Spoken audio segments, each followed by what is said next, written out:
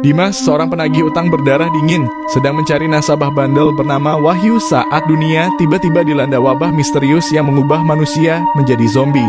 Dalam upaya menyelamatkan diri, Dimas tanpa sengaja bertemu Wahyu di sebuah gudang kosong bersama dua orang lainnya, Rini, seorang ibu muda, dan Anton, mantan satpam yang tangguh. Di tengah ketegangan dan pertengkaran, mereka harus belajar saling mempercayai untuk bertahan hidup. Namun masa lalu, rasa dendam, dan rasa bersalah terus menghantui lebih menakutkan dari zombie yang mengintai di luar. Langit Jakarta sore itu berwarna kelabu seperti biasanya. Dimas duduk di atas motor tuanya mengenakan jaket kulit lusuh dan helm dengan kaca retak. Di tangannya ada selembar kertas lusuh bertuliskan nama Wahyu Ramadan Tunggakan 18.173 hari terlambat. Sudah setengah tahun dia memburu nama itu. Nomor tak aktif. Alamat pindah, tetangga tak tahu.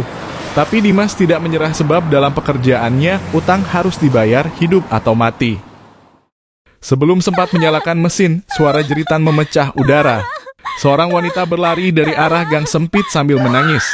Di belakangnya seorang pria atau yang dulunya manusia mengejarnya dengan langkah sempoyongan. Tubuhnya dipenuhi luka menggumpal dan darah kering. Matanya kosong. Dimas melongo. Apaan tuh? Baru saja ia hendak turun dari motor, makhluk itu menyerang wanita tersebut, menjatuhkannya, dan dalam sekejap menggigit lehernya seperti binatang buas. Darah memercik.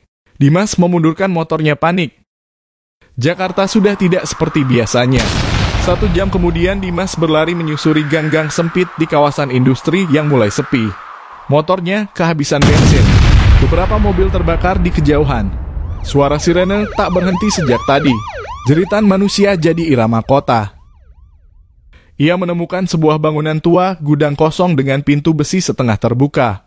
Tak ada suara dari dalam. Ia ragu, tapi langkah kakinya lebih cepat dari keraguannya. Ia masuk. Di dalam gelap, bau karat dan debu menyambut. Ia berjalan pelan, menghela napas. Aman. Hingga woi, jangan gerak. Senter menyorot wajahnya. Dimas memicingkan mata. Di hadapannya berdiri seorang pria gempal dengan linggis di tangan. Tenang, gue bukan zombie. Seru Dimas cepat. Wahyu, bisik Dimas. Wajah lelaki itu pucat. Dimas, beberapa detik hening. Udara tiba-tiba berat. Lo anjing ya?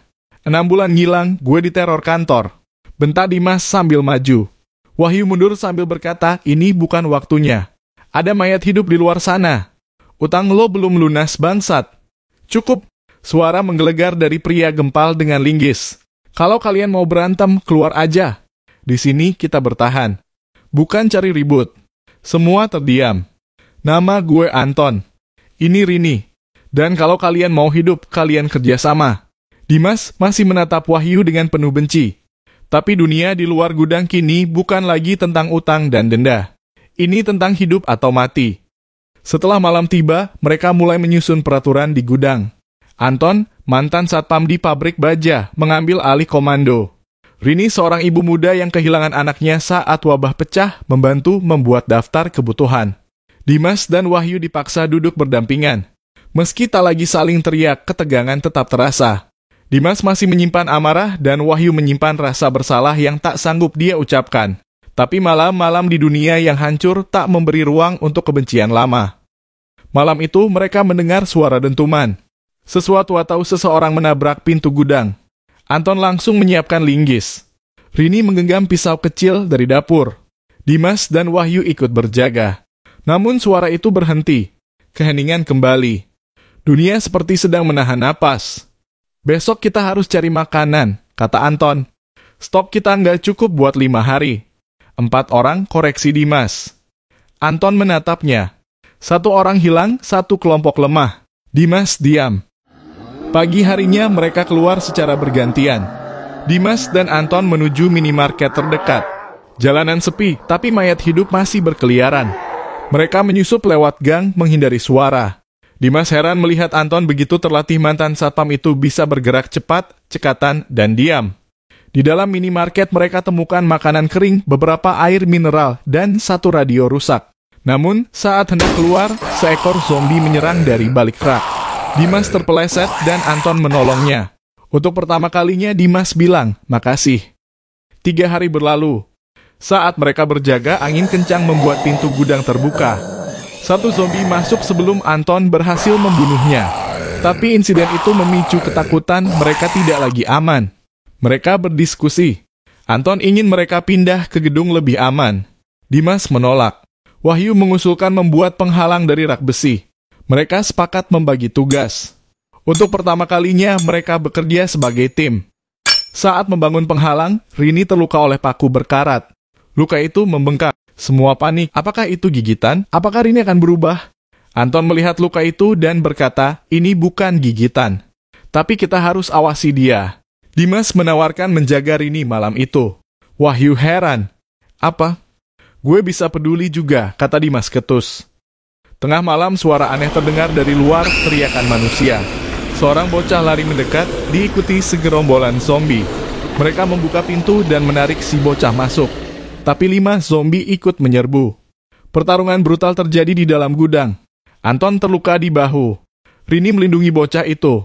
Wahyu nyaris digigit sebelum Dimas menghantam kepala zombie itu dengan linggis. Gudang hancur sebagian. Tapi mereka selamat. Bocah itu namanya Aldi menangis sambil berkata, orang tua saya mereka digigit. Setelah seminggu, gudang kembali tenang. Mereka membagi makanan, menutup celah, dan menerima Aldi sebagai bagian dari kelompok. Anton, meski terluka, tetap kuat. Rini mulai tersenyum lagi. Wahyu membantu Dimas memperbaiki radio rusak. Malam itu Dimas duduk dengan Wahyu. Lo masih punya utang, kata Dimas. Wahyu menghela napas. Lo masih nagih? Dimas tersenyum samar. Lo selamatin nyawa gue 2 kali. Kita impas sekarang. Tapi kalau dunia kembali normal gue bayar. Sampai lunas. Dimas tertawa kecil. Sip. Radio akhirnya menyala.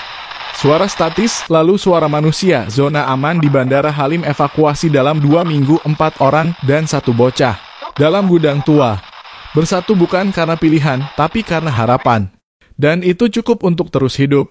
Kabar zona aman di Bandara Halim membakar semangat mereka. Tapi perjalanan ke sana penuh risiko. Mereka sepakat menunggu 2 hari untuk persiapan. Dimas mulai mencatat ulang. Jumlah air 6 botol, makanan cukup 3 hari, senjata 1 linggis. 2 pisau, 1 tabung semprot api orang 5 termasuk Aldi dan di pojok catatan kecil.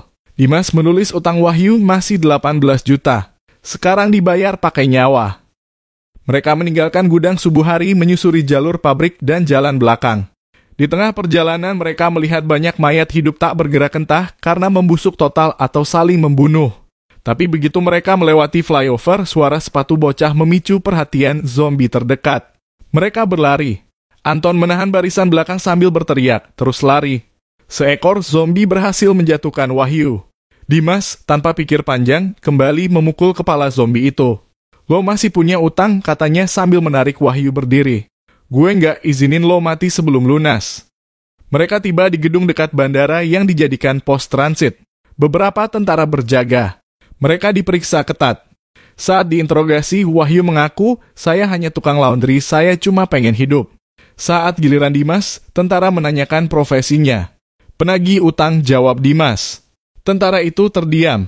Jadi kalian kenal sebelumnya? Wahyu dan Dimas saling pandang.